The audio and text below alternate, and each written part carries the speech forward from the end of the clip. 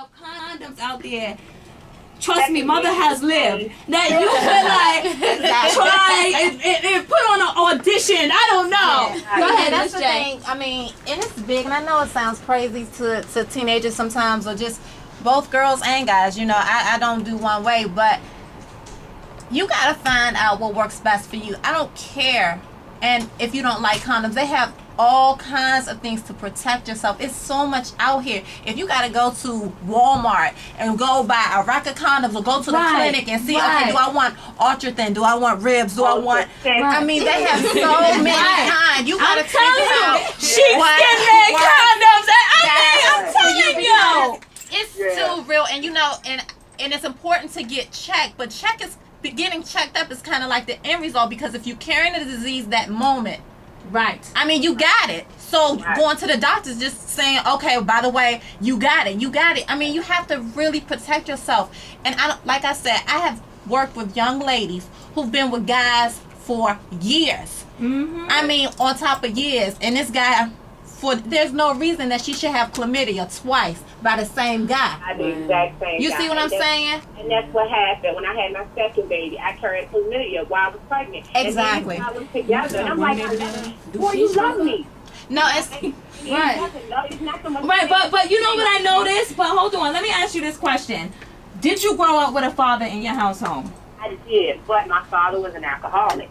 Okay. Right, and that's where it comes from. He was in and out of the home. My father he had two kids on the side while he was with my mother. So kind of, believe me, my mother was one where it comes from, because my daddy I don't want you talking to that one boy, and I had to see what the life was like. I had to see it. It was like, you're not going to tell me. I got to see this. This can't be this bad. Right. And believe it or not, once I started running the streets, it was all over for me, and it changed for me. So I decided to do things differently. I mean, I graduated. I attended college, and I did it with just one person to maybe watch my kids from time to time. Yeah, the club and stop. It's dropping it like it's hot. Stop.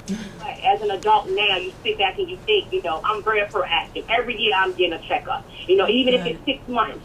I'm doing everything I can do, and I can do for myself, because I'm thinking out for my health and my kids now. Well, look, I appreciate you sharing your story. What's your name? Sasha. Sasha, thank you so much for calling the show. Thank you. All right, bye-bye. What I'm saying is, a lot of times, not to say that's her excuse, but a lot of times women hold on to an emotional feeling and uses sex as a mechanism, as a coping mechanism. Like y'all may not necessarily have been through that situation, but there's a lot of women that adapt to that behavior because they didn't have a father in a home, and they don't know where it comes from. So they keep getting in relationships and relationships. I understand what she's saying. I understand what you're saying about, you know, you can do that to find love. Like me personally, this pregnancy for me, I'm gonna be honest, it's not a bad thing for me. I've been through a lot of stuff, ups and downs. Like, I just was homeless and everything. But the whole fact of the matter is, this for me makes me do what I have to do. It's not bad for me. And when I found out I was pregnant, okay, I cried and I laughed, because it was a joy to me, because I do feel like my real biological mother died when I was 7. My biological daddy died when I was a baby. So I feel like a neediness. Like, every person that, you know, raised me, dies. So I feel needy, but still at the same time, you can't let yourself just go out and do stuff like that to affect yourself. But the thing is, you gotta identify with that behavior. You said you feel a neediness, so that means your child is your need. That's the one that's gonna give you that. Yeah, so that's how I feel. Like, even if I feel like everybody is different, but with her, like, everyone's situation is different, but the bottom line is, say something didn't happen, it didn't work with you and your next friend. Say things didn't work out with the father. The next guy that you meet, you don't like condoms. The next guy you meet, before you sleep with him, before you consider, y'all need to go to the doctor. But not only that, but here's the deeper part about it. But not only that, who's to say that child is going to give you that neediness that you're looking for? Yeah, that's what I'm saying. That's you don't even know that. Pregnancy for me is not a bad thing. I love No. I'm not saying this it's a bad thing. What I'm saying is, you said you felt the neediness. What I'm saying to you is that until you deal with that emotion of wanting to be needed and wanting to cope with that feeling, you won't continue to do that because that child. What if you have that child and she don't give you that feeling? That doesn't do it for you. Then what's gonna happen next? And that's all I'm saying. Because I sat in that shoe where you at, and I understand what you're saying. Huh? Were we on air just now? What you said? Are we on? We about to go on. Oh, okay. I ain't seen push the button. I wish the mics was on. We're having some serious girl talk behind the scenes, y'all. Like, for real. Counseling sessions going on back here. It's iPower 92.1 Interactive Hip Hop and R&B. It's TT in the Midday. If you're just turning on your radio, we're talking about teen pregnancy and how we could combat this, you know, as a unit. And Miss J is in here, and she's from Richmond City Health District. And we have some teen moms in the studio today. And I would like to ask you all, Lakeisha, let's start with you. How many partners have you had? So far it's been 3. 3? Mm-hmm. Now, how old are you? 20. You're 20. You just turned 20? Yeah. I'll be 21 next month. How old is your kid? She's 2. She'll be 2 in December. Okay. And how many partners have you had?